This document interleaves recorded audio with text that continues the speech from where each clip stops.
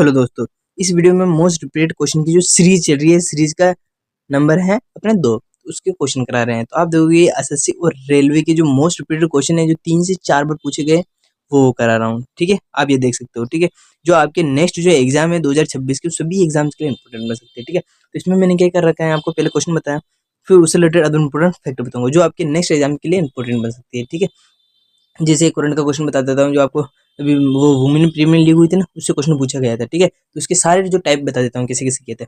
2026 में उसका विनर कौन रहा था, ये क्वेश्चन था उसका। ठीक है, तो मैंने क्या किया था, उसमें सारे टाइप कवर कर लिए। कौन सा संस्करण था, 13। तीसरा क्वेश्चन संस्करण था।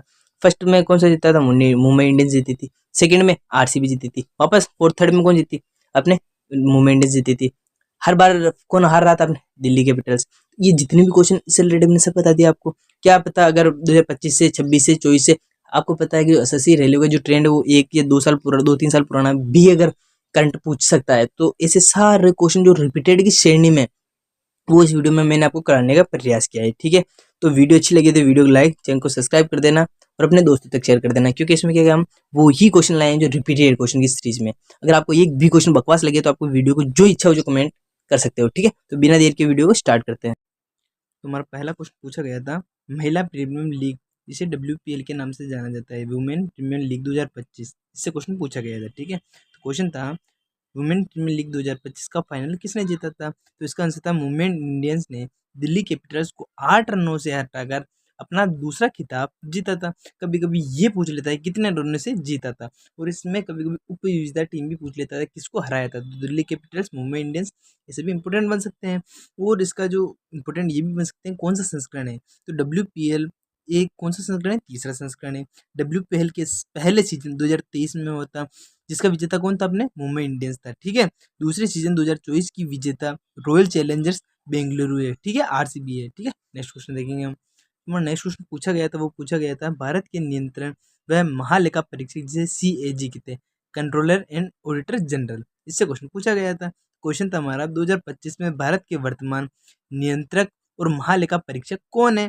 तो इसका जो आंसर था वो श्री के संजय मूर्ति था। ठीक है, कभी कभी ये पूछ लेता है कि इन्होंने अपना जो कार्यभार कब से स्टार्ट किया था। तो 21 नवंबर 2024 को इन्होंने अपना कार्यभार संभाला था। और अगर आप इम्पोर्टेंट फैक्ट अगर आप देखना चाहोगे, तो आप देखोगे कि भारतीय संविधान के अनुच्छेद 148 के तहत सीएजी की नियुक्ति राष्ट्रपति द्वारा की जाती है।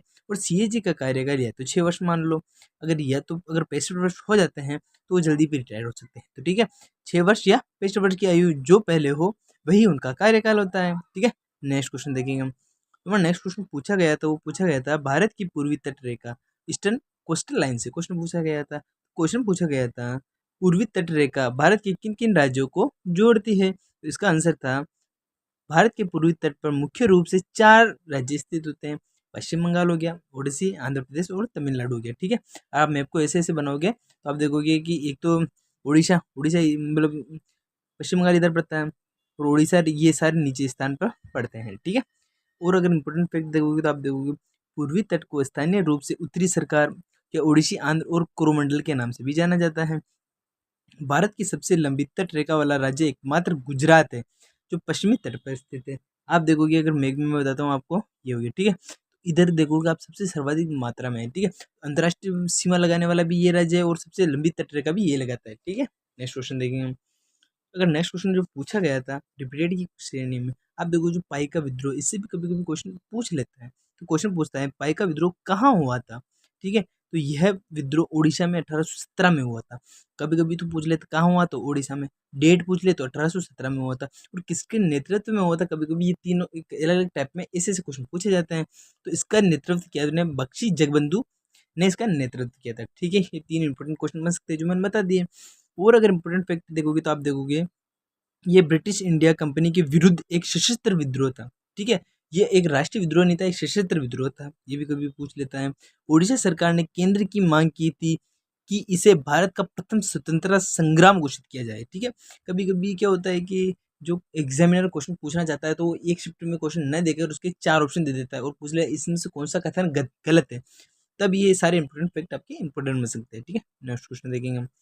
तो मैं नेक्स्ट क्वेश्चन पूछा गया था, जो रिपीटेड के अंदर वो पूछा गया था, चीन की बेल्ट एंड रोड इनिशिएटिव जिसे BRI के नाम से जाना जाता है, ठीक है, इससे क्वेश्चन पूछा गया था। तो क्वेश्चन था, हाल ही में किस देश ने BRI से हटने का फैसला लिया है? तो इसमें पनामा ने फरवरी 2025 में इससे हटने का फैसला लिया है। और नेक्स्ट जो इसी से क्वेश्चन पूछा जा सकता है BRI से, कि मई 2025 में किस दक्षिणी अमेरिकी देश ने BRI में शामिल होने की घोषणा की थी? हटने की पनामा ने 2025 फरवरी में की थी, लेकिन जुड़ने की कौन से देश ने की? जुड़ने की अपने कोलंबिया ने की, ठीक है।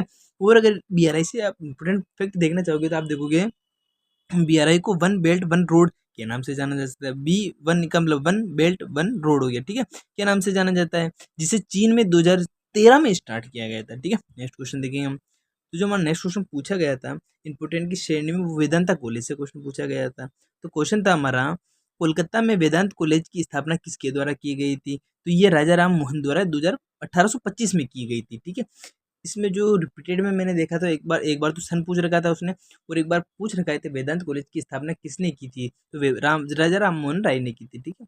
और अगर इंपोर्टेंट फैक्ट देखोगे तो आप देखोगे इसका उद्देश्य भारतीय शिक्षण के साथ साथ पश्चिमी विज्ञान के पाठ्यक्रम को भी बढ़ावा देना था। राजा राम मोहन राय को आधुनिक भारत का जनक कहा जाता है।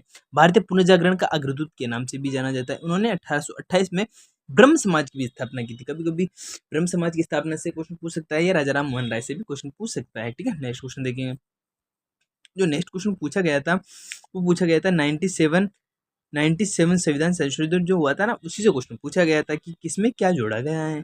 तो क्वेश्चन पूछा गया था 97वें संविधान संशोधन के तहत कौन सा अनुच्छेद जोड़ा गया था? तो इसके तहत संविधान के 9B, जिसे सहकारी समितियां या इंग्लिश में कोऑपरेटिव सोसाइटी के नाम से जाना जाता है, या फिर इस 43B भी इसी अनुच्छेद के द्वारा जोड़ा गया था। यही संशोधन 2011 में हुआ था। कभी कभी इसकी डेट भी पूछ सकता है। अनुच्छेद 43B के तहत राज्य के नीति निर्देशित तत्व, जिसे DPSP के नाम से जाना जाता है, इसका मतलब होता है direct principle of state policy, का हिस्सा होता है, जो सरकारी समितियों के स्वैच्छिक गठबंधन को बढ़ावा देती है। मतलब कि आप अपनी स्व इच्छा से कोई भी समितियां का निर्माण कर सकते हैं। नेक्स्ट क्वेश्चन देखेंगे हम।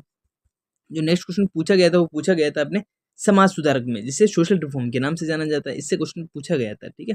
तो क्वेश्चन था, भारत में अंतरराज्य विवाह को कानूनी रूप से अनुमति किसने दी थी? ठीक है, तो ये अपने पंडित रमाबाई ने दी थी, ठीक है। मैंने इसी के साथ आंसर भी लिख देता है।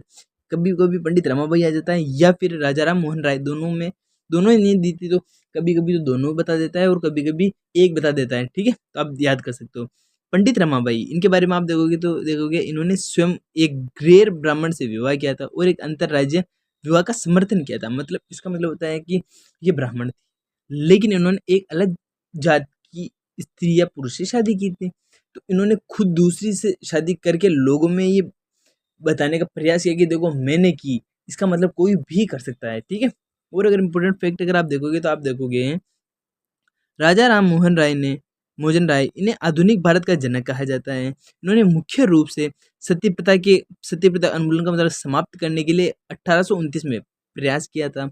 और पंडित रमाबाई, इन्होंने महिलाओं को शिक्षा और विधवाओं के उत्थान मतलब विधवाओं की सहायता करने के लिए आर्य महिला समाज या शारदा सदन की स्थापना की थी। और शारदा सदन क्या होता है वो भी मैं बता देता हूँ आपको। शारदा सदन का मतलब होता है जिसमें लड़के की आयु 14 और लड़की की आयु 16 वर्ष हो, उन दोनों का विवाह संपन्न किया जा सकता है।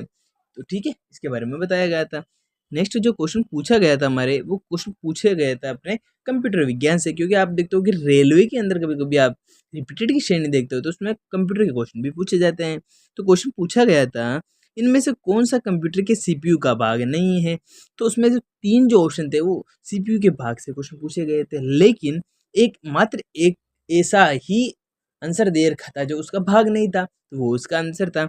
तो आप देखोगे कि जो CPU उसके पार्ट कौन-कौन से होते हैं वो देख लो आप।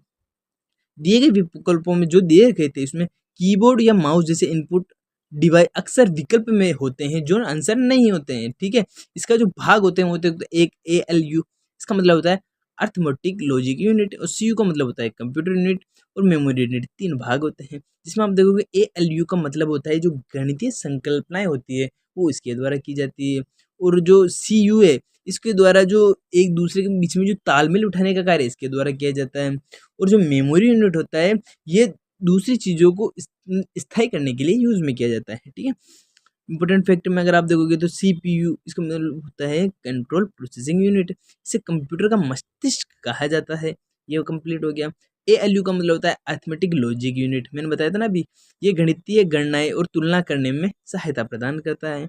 CU का मतलब होता है कंट्रोल यूनिट, ये कंप्यूटर के सभी भागों के बीच तालमेल बिठाने का भी कार्य करता है। नेक्स्ट क्वेश्चन देखेंगे हम।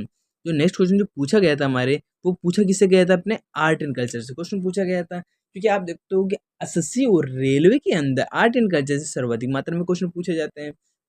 तो क्वेश्चन पूछा गया था, दक्षिण भारत के मंदिरों में पाए जाने वाले सिद्धि जैसी आकृति अलंकृत प्रवेश द्वार को क्या कहा जाता है, तो उसे गोपुरम कहा जाता है। अगर गोपुरम की और इम्पोर्टेंट अगर आप जो चीजें देखना चाहोगे तो आप देखोगे दक्षिण भारतीय मंदिर निर्माण शैली को द्रविड़ शैली के नाम से जाना जाता है।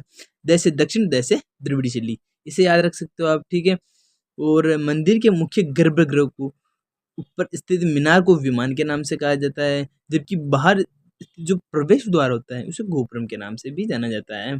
तो आगे वाले को क्या कहते हैं अपन, मीनार, और पीछे वाले को अपन गोपुरम के नाम से जाना जाता है। ये दो इंपोर्टेंट जो भी फैक्ट याद कर लो। और दक्षिण भारत के मंदिर को द्रविड़ शैली के नाम से भी जाना जाता है, ये भी याद कर सकते हो। नेक्स्ट क्वेश्चन देखेंगे हम।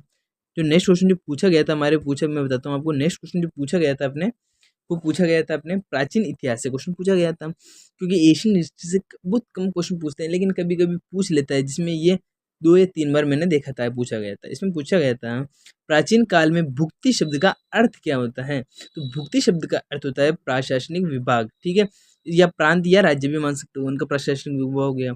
और अगर इंपॉर्टेंट फैक्ट अगर आप देखोगे तो आप देखोगे गुप्त साम्राज्य के दौरान साम्राज्य को कई प्रांतों में विभाजित किया जाता था, जिन्हें भुक्ति के नाम से जाना जाता था। भुक्ति के राज्यपाल का जो प्रमुख होता है तो उसे उपरिक्त के नाम से जाना जाता था। और भुक्ति को आगे जिलों में विभाजित किया जाता था, जिन्हें विषय के नाम से जाना जाता था। तो आप इसे याद रखो, जो जिलों में विभाजित किया जाता था उन्हें विषय, और जो प्रांतों में विभाजित किया जाता है उन्हें भुक्ति के नाम से जाना जाता था, ठीक है। नेक्स्ट क्वेश्चन देखेंगे हम। नेक्स्ट जो हमारा क्वेश्चन पूछा गया था वो वर्चुअल मेमोरी से क्वेश्चन पूछा गया था। ये भी एक कंप्यूटर का क्वेश्चन है जो रेलवे में अक्सर पूछा जाता है। क्वेश्चन था, वर्चुअल मेमोरी का प्राथमिक उद्देश्य क्या होता है। तो आप देखोगे वर्चुअल मेमोरी का प्राथमिक उद्देश्य कंप्यूटर को RAM रैंडम एक्सेस मेमोरी में भौतिक रूप से उपलब्ध मेमोरी से अधिक मेमोरी का उपयोग करने में हमें सक्षम और सहायता प्रदान करता है। अगर इम्पोर्टेंट फैक्ट अगर आप देखोगे तो आप देखोगे यह हार्ड डिस्क के एक हिस्से को अस्थायी रैम के इस्तेमाल के लिए सहायता प्रदान करता है। इसे लॉजिकल मेमोरी के नाम से भी जाना जाता है। यह बड़े सॉफ्टवेयर जैसे प्रोग्राम को चलाने में सहायता प्रदान करता है, जो उपलब्ध रैम को आकार में थोड़े बड़े होते हैं, ठीक है। नेक्स्ट क्वेश्चन देखेंगे हम। जो हमारा नेक्स्ट क्वेश्चन पूछा गया था वो पूछा गया था, भारत में बेरोजगारी दर, जो अनएम्प्लॉयमेंट रेट है ना, उससे क्वेश्चन पूछा गया था। क्योंकि जो एसएससी रेलवे हमेशा बेरोजगारी से क्वेश्चन पूछ लेती है, क्योंकि उसी ने तो अपने को बेरोजगार कर रखा है। तो क्वेश्चन था हमारा, भारत में बेरोजगारी की दर कितनी है। तो इसका जो क्वेश्चन था, अप्रैल 2025 में जारी किए गए पहले मासिक सर्वेक्षण के आंकड़ों के आधार पर भारत में अभी तक मासिक बेरोजगारी वो 5.1% है। और अगर इम्पोर्टेंट फैक्ट देखोगे किसके द्वारा जारी किया जाता है, तो आप देखोगे भारत में बेरोजगारी के आंकड़े के मुख्य रूप से NSO द्वारा जारी किए जाते हैं।